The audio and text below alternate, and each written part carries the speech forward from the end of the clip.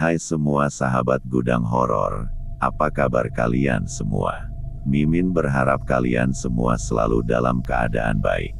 Jangan lupa untuk subscribe, like, komen, dan share ya, agar kalian semua jangan ketinggalan cerita-cerita mistis selanjutnya. Sebelumnya, Mimin ucapkan banyak terima kasih kepada sahabat semua. Selamat mendengarkan. Dika, seorang pemuda desa yang bekerja di sebuah bengkel, setelah selesai bekerja, ia pun bersiap untuk pulang. Malam itu sangat sunyi, jalan raya di pinggiran kota itu dikenal sepi saat malam tiba. Dikelilingi pepohonan lebat dan minim penerangan, tempat tersebut jarang dilewati kendaraan, kecuali oleh mereka yang benar-benar terpaksa. Namun, bagi Dika, jalan itu adalah jalur tercepat untuk pulang rumahnya setelah bekerja lembur. Malam itu, udara dingin menyelimuti, dan hanya suara serangga malam yang terdengar. Dika mengendarai motornya dengan kecepatan sedang, mencoba memecah keheningan jalan. Namun, entah kenapa, ia merasa seperti sedang diawasi, meskipun di sepanjang perjalanan, tidak ada kendaraan lain atau orang yang melintas. Saat mencapai tikungan tajam yang terkenal dengan kecelakaan-kecelakaan aneh, Dika melihat sesuatu di kejauhan. Di bawah cahaya remang lampu motornya, berdiri seorang perempuan dengan gaun putih panjang. Rambutnya tergerai menutupi sebagian wajahnya, dan ia tampak diam mematung di pinggir jalan, menghadap ke arah hutan.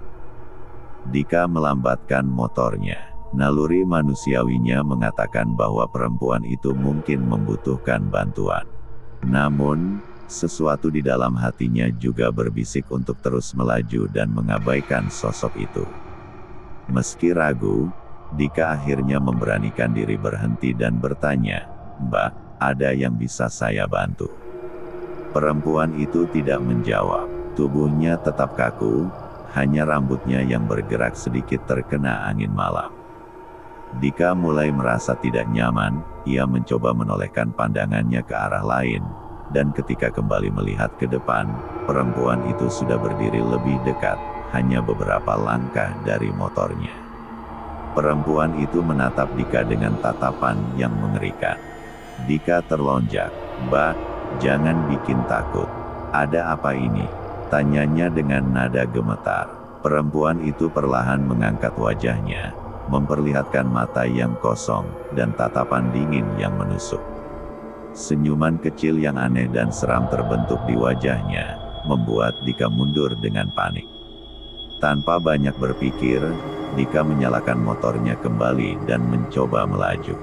Namun, ketika ia menoleh ke spion, perempuan itu masih terlihat berdiri di tengah jalan, menatap langsung ke arahnya. Dika mempercepat laju motornya, berharap dapat segera keluar dari jalan itu. Beberapa saat kemudian, Dika mendengar suara lain di belakangnya, seperti derap langkah kaki yang mengikuti laju motornya. Ia mempercepat kelajuan motor, tetapi suara itu semakin keras, seolah-olah perempuan itu sedang mengejarnya. Ketika ia kembali melihat spion, sosok perempuan itu kini tampak melayang di udara, dengan mata menatap tajam ke arahnya. Dika merasa tubuhnya mulai gemetar, tapi ia mencoba fokus pada jalan, tetapi sosok itu tiba-tiba muncul di depan motornya. Dika dengan panik membanting setir, membuatnya terjatuh di pinggir jalan. Dalam rasa sakit dan ketakutan, ia melihat perempuan itu mendekat, berjalan perlahan dengan gaun putihnya yang basah oleh embun malam. Sebelum perempuan itu sampai di hadapannya, tiba-tiba, suara klakson keras terdengar dari kejauhan. Sebuah mobil melintas, dan lampu sorotnya menyapu jalan. Sosok perempuan itu pun menghilang dalam sekejap, seperti kabut yang terhembus angin. Pengemudi mobil yang berhenti kemudian membantu Dika berdiri. Ketika Dika menceritakan apa yang baru saja ia alami, pengemudi itu hanya mengangguk dengan ekspresi serius. "Kamu bukan yang pertama mengalami ini. Di jalan ini, pernah ada kecelakaan yang merenggut nyawa seorang perempuan muda. Sejak saat itu, banyak yang melihat sosoknya, terutama saat malam. Dia sepertinya masih terjebak di sini, katanya. Setelah selesai membantu Dika, pengemudi itu pun segera melanjutkan perjalanannya, dan tidak lupa berpesan pada Dika untuk segera bergegas keluar dari jalan itu. Dika pun segera melanjutkan perjalanannya. Namun tak berselang lama, ia menyadari bahwa ia seakan-akan hanya berputar-putar di jalan yang sama. Sejenak ia berhenti, dan memperhatikan suasana di sekitarnya. Namun dengan hati yang tetap waspada, ia kembali melajukan motornya bergegas keluar dari jalan itu. Namun tiba-tiba, ia kembali melintas di jalan yang sama, di mana tadi ia berjumpa dengan perempuan itu. Di kejauhan, samar-samar Dika kembali melihat sosok perempuan tadi kembali berdiri di tengah jalan menghadap ke arahnya dengan tatapan yang tajam dan mata yang kosong. Semakin Dika mendekat, semakin ia melihat jelas bahwa perempuan itu tajam menatap ke arahnya dengan wajah yang sangat seram dan rambut panjang yang terurai hingga pinggangnya. Dalam ketakutan, tubuh Dika mulai berkeringat dingin, tangan dan kakinya mulai gemetar. Tanpa berpikir panjang, ia segera memecut kelajuan motornya dengan harapan perempuan itu tidak lagi mengikutinya.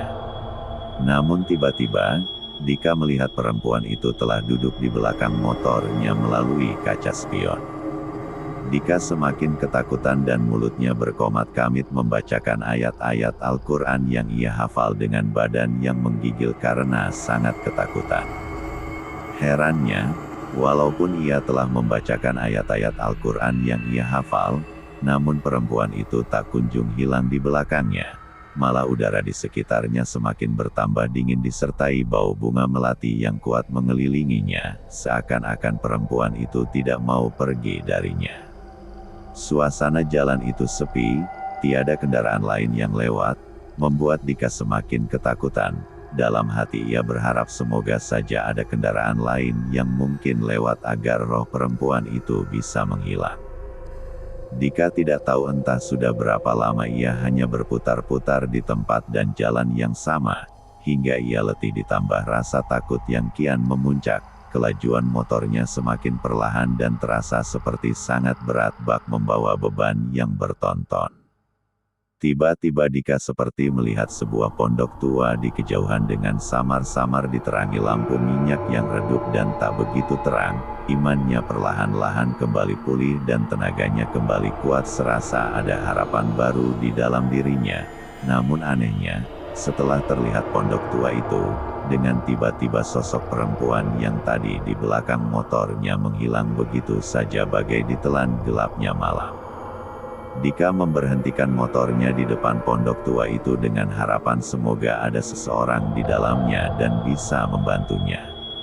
"Assalamualaikum." Dika memberi salam. Tiada jawaban. "Assalamualaikum."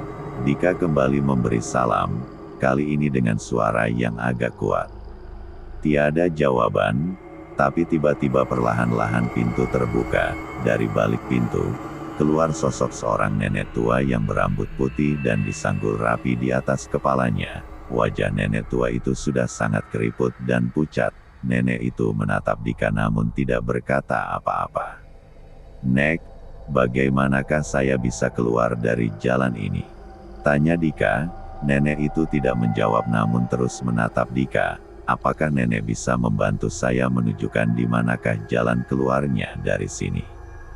tanya Dika lagi. Nenek itu tidak menjawab, namun tangannya menunjuk ke arah tadi di mana Dika datang. Setelah menunjukkan jalan untuk Dika, nenek itu kembali masuk ke dalam pondok itu dan menutup kembali pintunya. Dika terpaku bingung, dalam hatinya bertanya-tanya, apakah betul di sana jalan keluarnya? Dengan penuh ragu, Dika kembali menyalakan motornya dan melaju mengikuti arah jalan yang ditunjuk oleh nenek tua tadi. Setelah beberapa saat Dika berjalan, sayup-sayup Dika mendengar seruan suara azan subuh terdengar di telinganya. Ia mulai bersemangat dan terus melajukan motornya semakin laju agar bisa cepat keluar dari jalan itu. Tak berselang lama, Dika melihat lampu jalan di kejauhan dan akhirnya ia memasuki sebuah desa kecil. Tampak rumah warga di desa itu sangat jarang dan berjauhan. Dika pun akhirnya kembali menemukan arah jalan pulang ke rumahnya. Setelah sampai di rumahnya, Dika langsung terbaring lemas di lantai teras rumahnya dengan kondisi badan masih berkeringat dan tangan kaki yang masih gemetar. Dika memutuskan untuk tidak akan pernah lagi dia melewati jalan itu, walaupun dia harus rela berputar jauh mengikuti jalan lain. Bagi sahabat semua yang baru bergabung, Mimin harap sahabat semua jangan lupa subscribe sebagai tanda dukungan, agar Mimin lebih bersemangat dalam berkarya, dan agar sahabat semua tidak ketinggalan cerita-cerita mistis berikutnya. Terima kasih, dan jumpa lagi di cerita selanjutnya. Salam santun dan salam hormat dari admin Gudang Horor Channel.